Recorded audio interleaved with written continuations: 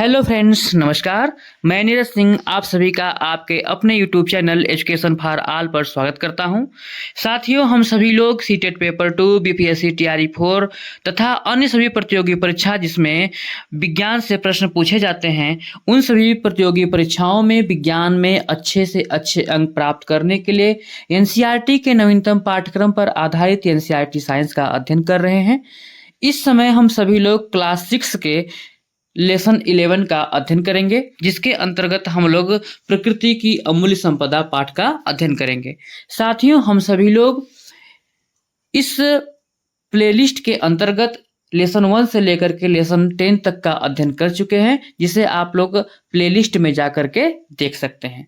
साथियों, यदि आप सभी लोग इस चैनल पर नए हैं तो इस चैनल को सब्सक्राइब कर दीजिएगा तथा नोटिफिकेशन बटन को प्रेस कर दीजिएगा, जिससे कि हमारे आने वाले नेक्स्ट वीडियो का नोटिफिकेशन आपको सही समय पर और सबसे पहले मिल सके। तो साथियों, बिना देर किए हुए हम सभी लोग अपना क्लास प्रारंभ करते हैं। साथियों, हम प्रकृति की अमूल्य संपदा चैप्टर नंबर 11 के अंतर्गत महत्वपूर्ण पॉइंट्स को ही अध्ययन करेंगे। इस बुक को पढ़ करके इसमें जो भी महत्वपूर्ण पॉइंट्स हैं उन सभी पॉइंट्स को हाईलाइटेड किया गया है तथा उस सभी पॉइंट्स को आपको वन लाइनर के रूप में बारी बारी से बताया जाएगा। तो आइए हम सभी लोग इस पाठ पर आधारित महत्वपूर्ण पॉइंट्स को ध्यान से देखते हैं। जैसा कि हम सभी जानते हैं कि हम श्वसन क्रिया जब करते हैं तो सांस लेते समय हम ऑक्सीजन गैस अंदर लेते हैं और कार्बन डाइऑक्साइड गैस बाहर छोड़ते हैं। जैसे श्वास द्वारा भीतर ली गई वायु को ऑक्सीजन होती है, जो श्वास द्वारा जो वायु ली जाती है वह ऑक्सीजन होती है, और जो हम लोग छोड़ते हैं वह कार्बन डाइऑक्साइड गैस होती है। तो साथियों, इस के अंतर्गत हम देखते हैं कि हम भोजन अथवा जल के बिना तो कुछ दिनों तक जीवित रह सकते हैं, किंतु ऑक्सीजन के बिना हम कुछ क्षण भी जीवित नहीं रह सकते हैं। यह पहला पॉइंट है इस पाठ के अंतर्गत। तो इसमें यह बताया गया है कि हम भोजन के बिना या जल के बिना कुछ दिन तक जीवित रह सकते हैं, परंतु ऑक्सीजन के बिना हम एक क्षण भी जीवित नहीं रह सकते हैं। अर्थात ऑक्सीजन जब हम नहीं मिलेगा हमें तो हम सांस नहीं ले पाएंगे, और सांस नहीं ले पाएंगे तो हमारा दम घुट जाएगा, और जिससे कि हम सभी लोग मृत्यु को प्राप्त हो सकते हैं। अतः ऑक्सीजन के बिना हम एक क्षण भी जीवित नहीं रह सकते हैं। ये पॉइंट आप जानते रहिएगा। अब जैसे हमारे वायुमंडल में ऑक्सीजन भी है तो कार्बन डाइऑक्साइड गैस भी है, इसके साथ साथ कुछ अन्य गैसें भी हैं। इन सभी को हम लोग देखते हैं कि हमारे वायुमंडल में वायु का क्या संगठन है। तो वायु के संगठन में जो नाइट्रोजन गैस है वो 78% है। नाइट्रोजन गैस जो है 78% है। ऑक्सीजन है 21%। याद कर लीजिएगा, यहाँ से प्रश्न बनते हैं। वायु का संगठन जो है nitrogen 78%, oxygen 21%, argon, carbon dioxide तथा अन्य गैसें मिलाकर के 1% होती हैं। यह वायु का संगठन है। इसके आगे हम सभी लोग देखते हैं पवन चक्की और फिरकी की कार्यप्रणाली समान है। पवन चक्की और फिरकी की कार्यप्रणाली समान है। पवन चक्की के पंखों को घुमाती है। आटे की चक्की कुएं से पानी ऊपर खींचने या विद्युत उत्पादन के लिए पवन चक्की का उपयोग किया जाता है। मतलब आटे की चक्की के लिए, कुएं से पानी ऊपर खींचने के लिए या विद्युत उत्पादन के लिए पवन चक्की का उपयोग किया जाता है। अब जैसे प्रश्न बनता है पवन चक्की का उपयोग कहाँ कहाँ किया जाता है, तो यह ध्यान रखिएगा। पवन चक्की का उपयोग जो है आटे की चक्की के लिए, कुएं से पानी ऊपर खींचने के लिए या फिर विद्युत उत्पादन के लिए पवन चक्की का उपयोग किया जाता है। भारत में अनेक पवन चक्की फार्म है। पवन चक्की फार्म वह क्षेत्र है जिसमें अनेक पवन चक्कियां पवन ऊर्जा द्वारा विद्युत उत्पादन करती हैं। ये ध्यान दीजिएगा, आप लोग देख सकते हैं पवन चक्की फार्म ये बना हुआ है। इसमें जो और भी जानने के अंतर्गत है कि तमिलनाडु का मुपंडल पवन चक्की फार्म, राजस्थान के जैसलमेर का पवन चक्की फार्म, महाराष्ट्र का ब्रह्मवेल पवन चक्की फार्म हमारे देश के कुछ प्रमुख पवन चक्की फार्म हैं। अब इसमें प्रश्न कैसे बनेगा कि मुपंडल पवन चक्की फार्म कहाँ है, तो याद कर लीजिएगा तमिलनाडु में है। मुपंडल पवन चक्की फार्म कहाँ पर स्थापित किया गया है, तमिलनाडु में है। जैसलमेर का पवन चक्की पार्क कहाँ है? यह राजस्थान में है। राजस्थान के जैसलमेर में जो है ये पवन चक्की फार्म है। और एक है महाराष्ट्र का ब्रह्मवेल पवन चक्की फार्म। ब्रह्मवेल पवन चक्की फार्म कहाँ है? महाराष्ट्र में है। महाराष्ट्र में ब्रह्मवेल पवन चक्की फार्म है। इस तीनों पॉइंट को याद कर लीजिएगा। आगे देखते हैं, जैसे हमारे जीवन का जल बहुत महत्वपूर्ण जो है, हमारे जीवन का जो महत्वपूर्ण है अंग है या अंग भाग है या फिर जीविका का साधन है या जो भी कुछ कह लीजिए, जल है। जल ही जीवन है। कहा भी गया कि जल ही जीवन है। तो पृथ्वी पर जो है, इस पुस्तक में जो आगे दिया हुआ है कि पृथ्वी की सतह पर लगभग 2/3 भाग जल से घिरा हुआ है। अधिकांश जल जो है महासागरों एवं समुद्रों में पाया जाता है, परंतु यह जल नमकीन या लवणीय होता है। अधिकांश जल होता है वह महासागरों एवं समुद्रों में पाया जाता है, लेकिन यह नमकीन होता है। इसे हम लोग उपयोग में सीधे नहीं ला पाते हैं, इसलिए यह जल घरेलू, कृषि तथा औद्योगिक उपयोग के लिए उपयुक्त नहीं होता है। इसका उपयोग हम लोग न ही कृषि के कार्य में, न ही घरेलू कार्यों में, न औद्योगिक उपयोग के लिए नहीं कर पाते हैं। इन सभी गतिविधियों के लिए हमें मृदु जल या लवण रहित या अलवणीय जल की आवश्यकता होती है। यदि हमें घरेलू कार्य करने हो, कृषि के कार्य करने हो या फिर औद्योगिक कार्य हो, तो हमें अलवणीय जल या लवण रहित जल की आवश्यकता होती है, जो पृथ्वी की सतह पर बर्फ की चादरों तथा अथवा हिम नदियों या झीलों में और पृथ्वी की सतह के नीचे भूस्थल के रूप में पाया जाता है। बर्फ की चादरों, हिम या भूजल से मृदु जल प्राप्त करना कठिन होता है। मृदु जल कुछ मात्रा में तालाबों, नदियों, झीलों और कुओं से सहजता से प्राप्त किया जा सकता है। तो यह पॉइंट इसलिए हाईलाइटेड किया गया है कि हमारे जो पृथ्वी पर है, वो जो जल है वह 2/3 भाग से घिरा हुआ है। हमारा जो पृथ्वी की जो सतह है वह 2/3 भाग जल से घिरा हुआ है, अर्थात कहते हैं हमारे स्थल पर 2/3 भाग जल है। यह पहला पॉइंट था। और जो जल है नमकीन रूप में यानी कि लवणीय रूप में पाए जाते हैं और अलवणीय रूप में पाए जाते हैं। तो घरेलू कार्य, कृषि और औद्योगिक कार्यों के लिए हमें मृदु जल या लवण रहित या अलवणीय जल की आवश्यकता होती है, इसलिए इस पॉइंट को हाईलाइट किया गया। मृदु जल हमें कहाँ से प्राप्त होते हैं? तालाबों से, नदियों से, झीलों से, कुओं से सहजता से प्राप्त किया जा सकता है। अब इस पुस्तक के आगे जो पॉइंट्स, पुस्तक में जो वर्ण लिखित अगला पॉइंट है उसे देखते हैं। प्रत्येक वर्ष 22 मार्च को विश्व जल दिवस मनाया जाता है। इसे याद कर लीजिएगा आप सभी लोग।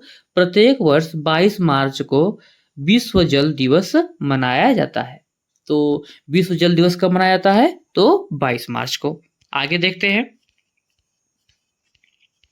इस पुस्तक के अंतर्गत जो अगला पॉइंट है कि संरक्षण पर आधारित है कि भारत में प्राचीन काल से ही वनों का आदर, रक्षण और संरक्षण करने की परंपरा रही है। पवित्र उपवनों के बारे में आप पहले ही सजीव जगत की विविधता पाठ में पढ़ चुके हैं। सजीव जगत की विविधता पाठ में आप पढ़ चुके हैं, आप इसे प्लेलिस्ट में जाकर के देख सकते हैं। प्लेलिस्ट का नाम है एनसीईआरटी साइंस क्लास 6। पेड़ों की कटाई को रोकने, इस प्रकार वनों को बचाने के लिए सामान्य लोगों द्वारा कई प्रयास किए गए हैं, जिसमें से महत्वपूर्ण रूप से इस पुस्तक में जो बताया गया है वह चिपको आंदोलन के रूप में बताया गया है। तो चिपको आंदोलन एक ऐसा ही प्रयास है, इसकी शुरुआत 1970 के दशक में की गई। याद कर लीजिएगा, चिपको आंदोलन कब शुरू किया था? 1970 के दशक में, यानी कि 1970 में शुरू किया गया था। और यह है कहाँ? उत्तराखंड। इस समय तत्कालीन में उत्तर प्रदेश में है। इस आंदोलन में स्थानीय महिलाओं ने बढ़ चढ़ भाग लिया। पेड़ों को काटने से बचाने के लिए उन्होंने पेड़ों को घेर लिया और उससे लिपट गई थी, जैसा कि आप चित्र में देख भी सकते हैं। आगे जो पॉइंट्स है वो है कि पेट्रोल, डीजल तथा मिट्टी का तेल पेट्रोलियम से प्राप्त होता है। पेट्रोल, डीजल तथा मिट्टी का तेल पेट्रोलियम से प्राप्त होता है। प्राकृतिक गैस, कोयले और पेट्रोलियम को आमतौर पर जीवाश्म ईंधन कहा जाता है। जीवाश्म ईंधन के अंतर्गत कौन कौन से आएंगे? प्राकृतिक गैस, कोयले, पेट्रोलियम, ये किसके अंतर्गत आएंगे? जीवाश्म ईंधन के अंतर्गत आएंगे। वे मूलतः पृथ्वी के भीतर सूक्ष्म जीवों तथा पौधों के दब जाने से पेट्रोलियम, प्राकृतिक गैस और कोयले में परिवर्तित हो जाते हैं। इन ईंधनों को बनने में लाखों वर्ष लग जाते हैं। तो इसमें जो महत्वपूर्ण पॉइंट यह है कि प्राकृतिक गैस, कोयले और पेट्रोलियम जीवाश्म ईंधन के अंतर्गत आते हैं। अब पेट्रोल, डीजल तथा मिट्टी के तेल जो है पेट्रोलियम से प्राप्त होते हैं। ये 2 पॉइंट है, इसके अंतर्गत ये याद कर लीजिएगा। आगे जो है हाइलाइट किया हुआ है वह है संपीड़ित प्राकृतिक गैस सीएनजी। सीएनजी से पूछ दिया कि सीएनजी का पूरा नाम क्या होता है, तो कंप्रेस्ड नेचुरल गैस यानी कि संपीड़ित प्राकृतिक गैस। इसे आप सभी लोग याद कर लीजिएगा। इस पुस्तक के कि कोयले, लकड़ी और गोबर के उपलों का ईंधन के उपयोग के रूप में उपयोग पहले भोजन बनाने के लिए किया जाता था। अब प्रदूषण कम करने वाली प्राकृतिक गैस एवं द्रवित पेट्रोलियम गैस एलपीजी धीरे धीरे इसका स्थान ले रही है। यानी कि जो पहले ईंधन के रूप में हम लोग कोयला का उपयोग या लकड़ी का या गोबर के उपलों का जो गांव में अधिकतर उपयोग में अभी भी लाया जाता है, तो ईंधन के रूप में जो उपयोग किया जा रहा था उनके स्थान पर अब एलपीजी जगह ले रही है। प्राकृतिक गैस एवं द्रवित पेट्रोलियम गैस एलपीजी धीरे धीरे इसका स्थान ले रही है। आगे देख पाठ के अंतर्गत जो महत्वपूर्ण पॉइंट्स हैं सिर्फ उन्हें ही हाईलाइटेड किया गया है।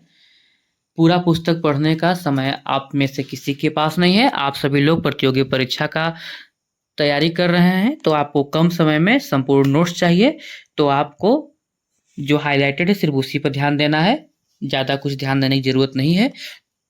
तो इसमें जो पुस्तक में जो अगला पॉइंट है कि यह है कि संसाधन जिसका उचित समयावधि के भीतर नवीनीकृत, पुनः पूर्ति अथवा पुनर्स्थापन हो सके उन्हें नवीकरणीय संसाधन कहते हैं।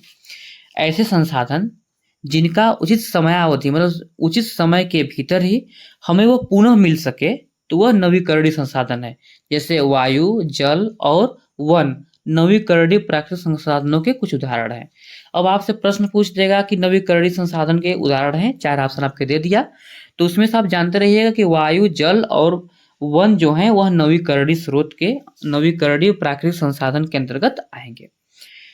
आगे देखते हैं कि दूसरे शब्दों में जो जीवाश्म ईंधन निर्मित होने में लाखों वर्ष लगते हैं, यह सीमित मात्रा में पाए जाते हैं और एक बार उपयोग करने के बाद ये क्षीण हो जाते हैं, नष्ट हो जाते हैं और ये उचित समयावधि के भीतर उत्पन्न नहीं होते हैं और न ही इनकी पुनः पूर्ति होती है। इन संसाधनों को अनवीकरणीय संसाधन कहते हैं।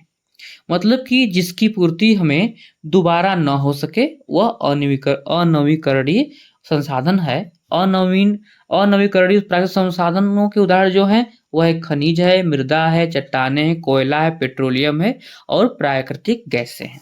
तो नवीकरणीय संसाधन के जो स्रोत थे उसके उदाहरण आपको देखने को मिल गए कि वायु है, जल है, वन है और अनवीकरणीय संसाधन के जो उदाहरण हैं वह है खनिज है, मृदा, चट्टानें, कोयला, पेट्रोलियम और प्राकृतिक गैस है। इस पर यह एनसीईआरटी बुक है, इसको ध्यान से देखिएगा, प्रश्न यहीं से बनते हैं। आगे देख पुस्तक में जो इस पाठ के अंतर्गत जो भी महत्वपूर्ण पॉइंट्स है वो अब समाप्त हो गए हैं। अब उनका सारांश है, एक नज़र इसे भी हम लोग देख सकते हैं कि अधिकांश संसाधन जो हमारे अस्तित्व के लिए आवश्यक होते हैं प्रकृति द्वारा प्रदान किए जाते हैं। प्रकृति द्वारा प्रदत्त संसाधनों को प्राकृतिक संसाधन कहते हैं। कुछ महत्वपूर्ण प्राकृतिक संसाधन वन, वायु, जल, मृदा, चट्टानें, खनिज, जीवाश्म ईंधन और ऊर्जा के स्रोत हैं और सूर्य से ऊर्जा है। मनुष्य द्वारा अपनी आवश्यकताओं को पूरा करने के लिए बनाए गए संसाधनों को मानव निर्मित संसाधन कहते हैं और प्राकृतिक संसाधनों को नवीकरणीय संसाधनों और अनवीकरणीय संसाधनों में वर्गीकृत किया जा सकता है। वे संसाधन जिनकी पूर्ति एक उचित अवधि के भीतर प्राकृतिक प्रक्रियाओं द्वारा हो जाता है उन्हें नवीकरणीय संसाधन कहते हैं और वे संसाधन जिनका भंडार सीमित मात्रा में होता है, जिनकी पूर्ति उचित अवधि में नहीं हो पाती है, वे अनवीकरणीय संसाधन हैं। इसे अभी आप लोग पढ़े हैं।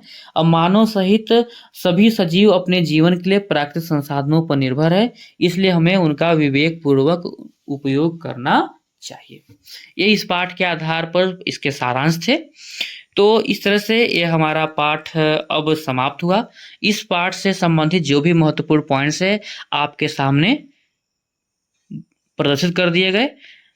आप सभी का वीडियो देखने के लिए बहुत बहुत धन्यवाद। आप सभी लोग स्वस्थ रहिए, मस्त रहिए और सीखते रहिए।